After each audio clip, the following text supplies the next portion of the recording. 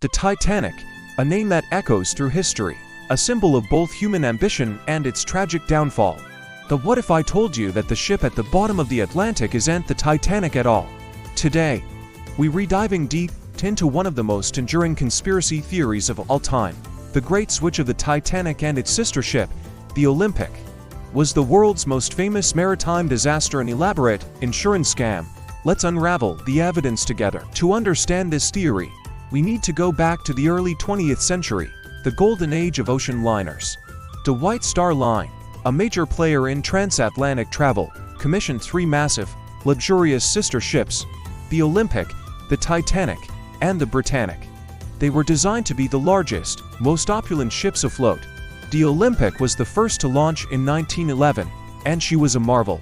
But her career started with a bit of a rough patch. Just a few months after her maiden voyage, in September 1911, the Olympic was involved in a serious collision with a British Royal Navy cruiser, the HMS Hawke. The crash left the Olympic with a huge gash in her hull. She managed to limp back to port, but the damage was extensive and costly. Here's where the plot thickens.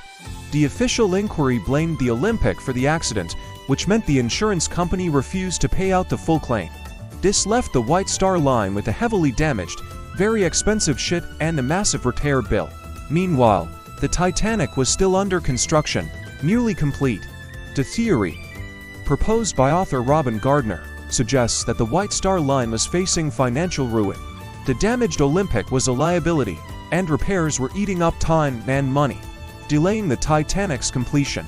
So, what was their desperate solution? They allegedly hatched a plan to switch the two ships. The idea was to patch up the Olympic just enough to pass inspections, then secretly swap its identity with the brand new Titanic. The new Titanic, which was actually the damaged Olympic, would then be sent on its maiden voyage.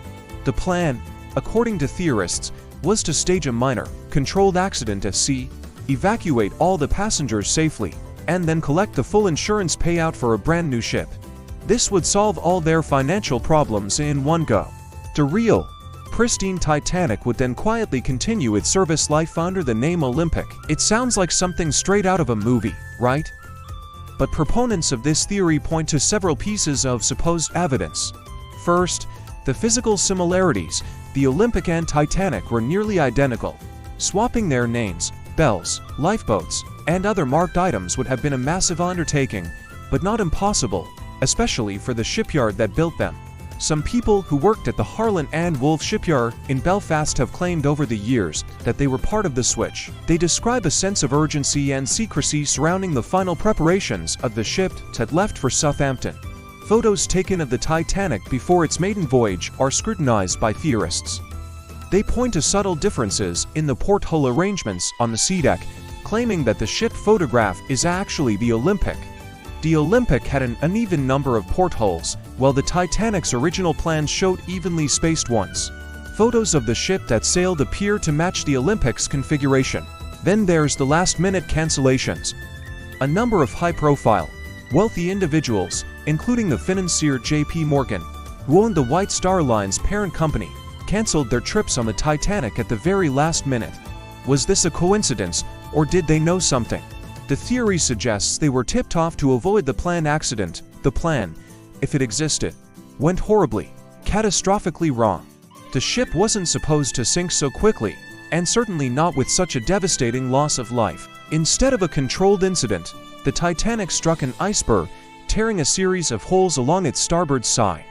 The damage was far too severe, especially for a ship that was already structurally compromised from a previous accident, as the theory claims. It sank in just over 2.5 hours, taking more than 1,500 souls with it. So, is there any truth to this? Let's look at the counter-arguments, because there are many.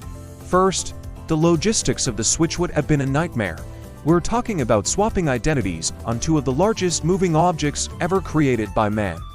Thousands of parts were stamped with the ship's yard number to 400 for the Olympic, 401 for the Titanic. Changing all of these would be a Herculean task, and keeping it secret from thousands of shipyard workers seems next to impossible. The damage to the Olympic from the HMS Hawke collision was significant, yes, but it was repaired. Marine historians and engineers have reviewed the repair records and concluded that the ship was made seaworthy again. The idea that it was just a patch job is largely unsubstantiated. Furthermore, the two ships, while sisters, were not perfect clones. Over its year of service, the Olympic had undergone several modifications that the Titanic did not have, like an enclosed forward promenade deck. These differences would have been noticeable. What about the portholes? This is one of the most cited pieces of evidence, but it's also been debunked. The Titanic's design was altered during construction, and the changes included the very porthole configuration that theorists claim belongs to the Olympic. The plans were simply updated, and J.P. Morgan's cancellation. While suspicious on the surface, he frequently changed his travel plans.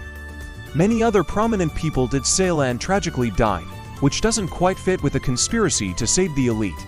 Perhaps the most compelling evidence against the switch theory comes from the wreck itself. In 1985, when Dr. Robert Ballard discovered the wreck of the Titanic, his team documented what they found. On the ship's propellers, the yard number 401 was clearly visible.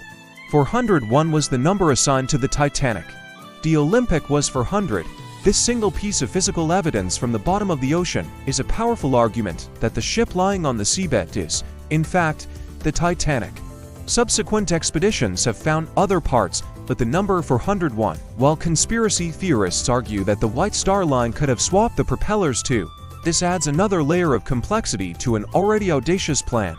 They also question the authenticity of the photos and footage from the wreck, so where does that leave us? On one hand, you have a tale of corporate greed and a desperate gamble, supported by circumstantial evidence like last-minute cancellations and supposed photographic anomalies. It is a compelling narrative that taps into our distrust of large corporations and our fascination with hidden truths.